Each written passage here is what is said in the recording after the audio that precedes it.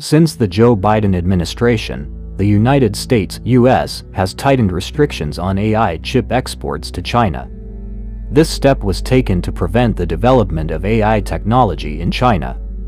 The reason is, the US is worried that China will use AI to strengthen its military. However, the blocking efforts echoed by Biden seem not enough according to the new US President Donald Trump. The Trump administration plans to completely overhaul the rules on restrictions on AI chips to China under Biden, according to a US Department of Commerce spokesperson. The latest regulations plan to further strengthen the blocking of chips to China, so that there are no loopholes that can be exploited to circumvent the rules. The goal is to maintain advanced computing power in the US and its allies, while finding more ways to block China's access.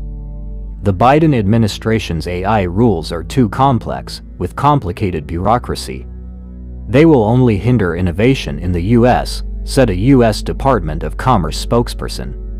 We will replace them with much simpler rules to boost US innovation and ensure US dominance in AI, he added, quoted from Reuters, Friday, the 5th of September 2025.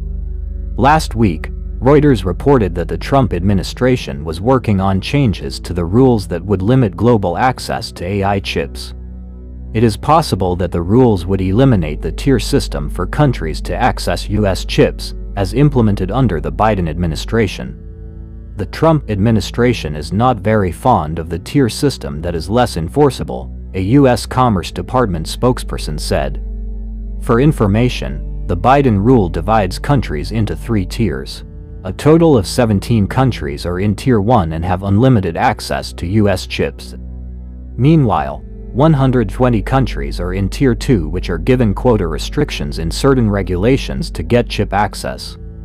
Furthermore, Tier 3 is completely blocked from accessing the most advanced US-made AI chips. The Tier 3 group is China, Russia, Iran, and North Korea.